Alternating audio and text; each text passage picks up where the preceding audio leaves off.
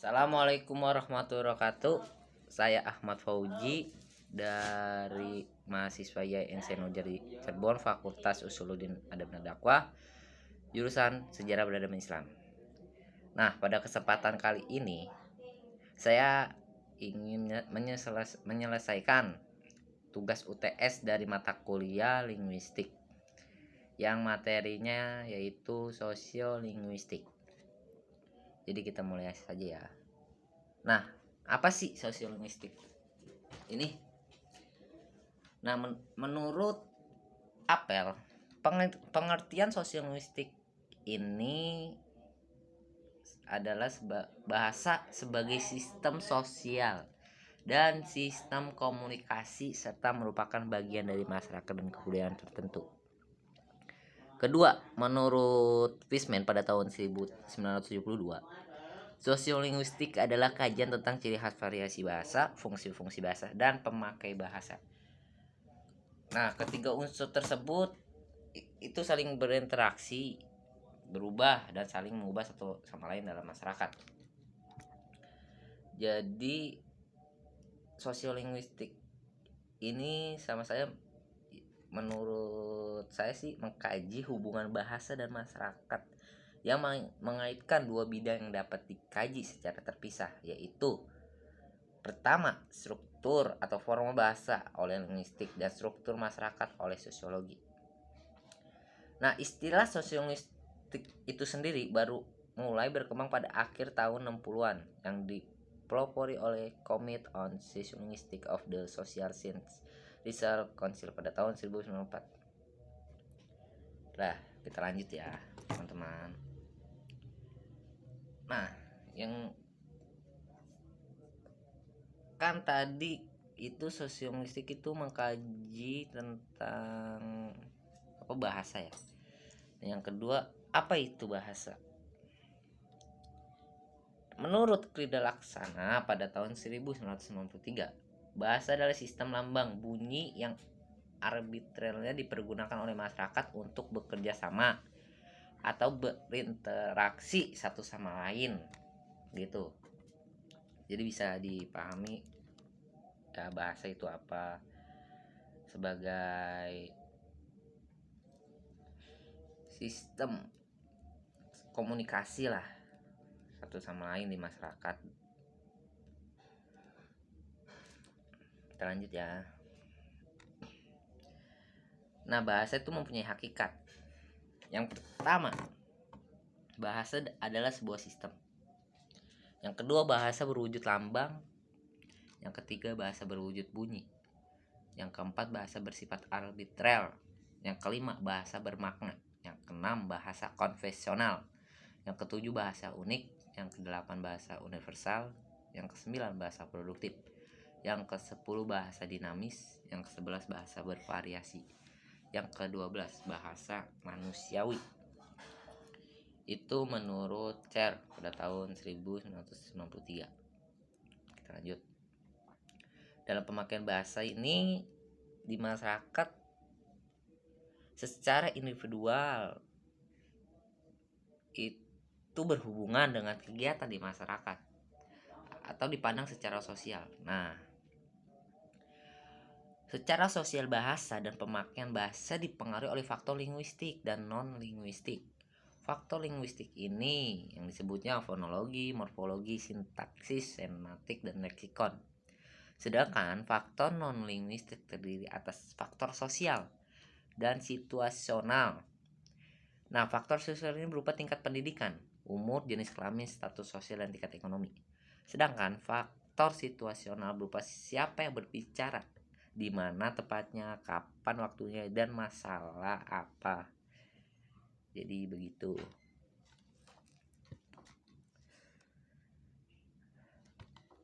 Nah, ada selanjutnya itu ada masalah-masalah tentang sosiolinguistik ya. Menurut Nababan pada tahun 1991, satu, masalah-masalah sosiolinguistik ini adalah bahasa, dialek, ideolek, dan ragam. Yang kedua, repertoire bahasa. Yang ketiga, kedewibahasaan. Yang keempat, fungsi masyarakat bahasa dan profil sosiolinguistik. Yang kelima, penggunaan bahasa. Yang keenam, sikap bahasa. Yang ketujuh, perencanaan bahasa. Yang kedelapan, interaksi sosiolinguistik.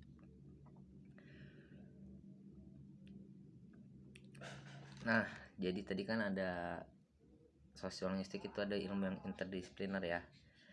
Istilah itu sendiri sih menunjukkan bahwa ia terdiri atas bidang sosiologi dan linguistik. Kata sosio adalah aspek utama dalam penelitian dan merupakan ciri umum bidang ilmu tersebut.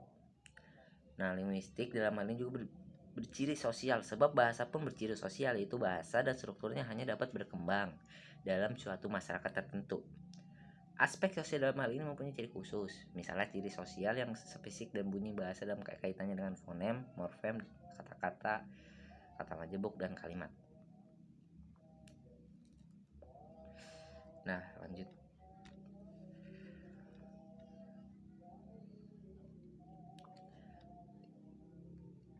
Sekarang kita bahas kegunaan sosiolinguistik. Apa sih kegunaan sosiolinguistik ini dalam kehidupan bermasyarakat dan bernegara? Ya, yang pertama itu untuk berkomunikasi dan berinteraksi sesama manusia, sama masyarakat. Dalam masyarakat kita harus berkomunikasi, yaitu dengan sosiolinguistik ini, dan berinteraksi. Nah, makanya dalam di sekolah kita diajarkan bahasa itu mempunyai peranan besar dalam kajian internal bahasa yang menjelaskan penggunaan kata ganti. Di negara-negara multilingual muncul masalah-masalah politis sehubungan dengan pemakaian bahasa untuk keperluan menjalankan administrasi negara dan pembinaan bahasa. Fungsi bahasa. Menurut Finocchiaro pada tahun 1074, fungsi bahasa itu personal, direktif, interpersonal, referensial, metalingual, imajinatif.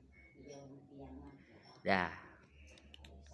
Menurut Halliday pada tahun 1973-nya, sama, itu personal, instrumental, interaksional, representasional, imajinatif, evaluatif, dan heuristik. Jadi fungsi bahasa ini itu pertama dalam kita pribadi sebagai komunikasi personal dalam diri kita, dan sebagai imajinasi apa yang akan kita sampaikan, yang ada di otak kita, yang akan kita sampaikan kepada orang lain. Dan emotif atau emosi yang ada dalam diri kita, apa yang ingin kita sampaikan kepada orang lain. Nah, kita lanjut. Nah, sekarang kita masuk hakikat komunikasi. Ada 3 komponen dalam proses komunikasi ini. 1, pihak yang berkomunikasi. Jadi harus tahu nih siapa yang saja yang sedang berkomunikasi gitu. Nah, ada pengirim dan penerima informasi. 2, informasi yang dikomunikasikan. Jadi apa sih yang dibicarakan tuh, informasinya apa, judulnya tuh, yang konteksnya gitu, apa yang ingin kita bicarakan. Contoh, saya dan teman saya sedang membicarakan perjalanan untuk menuju sebuah tempat. Nah, jadi itu informasinya, itu informasi. Jadi gimana cara kita untuk menuju ke tempat itu, kita cari informasi gitu. Nah, yang ketiga, alat yang digunakan dalam komunikasi itu apa? Ada banyak macam-macam kan. Kita bisa, apalagi di zaman modern ini, kita bisa menggunakan handphone, telepon ya, atau bisa menggunakan surat menyurat pada kalau zaman dulu kan itu banyak macam, atau SMS, WhatsApp. Nah, lanjut ya. Nah, jenis komunikasi. Jenis komunikasi ini tuh ada dua. Ada komunikasi verbal dan non verbal. Komunikasi verbal ini atau komunikasi bahasa adalah komunikasi yang menggunakan bahasa sebagai alatnya. Jadi kalau verbal tuh bahasa dari mulut kita itu sebagai alat untuk menyampaikan komunikasi. Tuh. Dua, komunikasi non verbal nih, atau komunikasi yang menggunakan alat bukan bahasa, ya kan? Seperti bunyi peluit, cahaya lampu, semafor, atau alat komunikasi dalam masyarakat. Nah, komunikasi non verbal ini contoh dalam pramuka kita pernah diajarkan, yang pernah ikut pramuka ya, kayak Morse. Itu kan tidak menggunakan mulut ya, mulut kita gitu ya. Itu bisa menggunakan ya fluid, berapa kali kita nih fluid, wah itu apa gitu ya kan, atau menggunakan alat semapur gitu kan, dan lain sebagainya. Lanjut.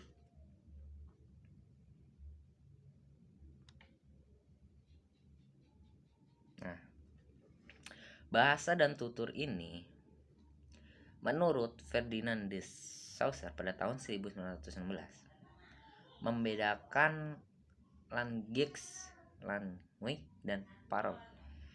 Nah, language itu bahasa sebagai sistem lambang bunyi, sedangkan language itu sistem lambang bunyinya yang digunakan oleh sekelompok anggota masyarakat tertentu untuk berkomunikasi dan berinteraksi sehari-hari. Dan parole itu bersifat konkret sih, jadi pelaksanaan dari language dalam bentuk ujaran atau tuturan yang dilakukan oleh anggota masyarakatnya.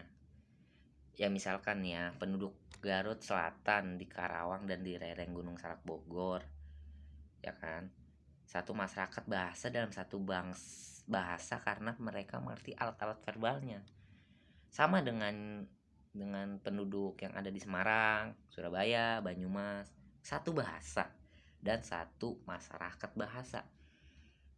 Ya kayak di Semarang sebagai Banyumas kan bahasanya itu kan ya pakai bahasa Jawa gitu. Kalau misalkan di daerah Karawang atau Bogor, Bandung itu kan menggunakan bahasa Sunda. Begitu. Nah, cukup pertemuan kali ini. Mohon maaf apabila ada kata-kata yang tidak berkenan atau kata-kata yang salah. Maaf, dimaklumi ya saudara-saudaraku. Cukup sampai sini pertemuan kali ini tentang sosial linguistik. Saya Ahmad Fauji mengundur diri. Terima kasih. Assalamualaikum warahmatullahi wabarakatuh.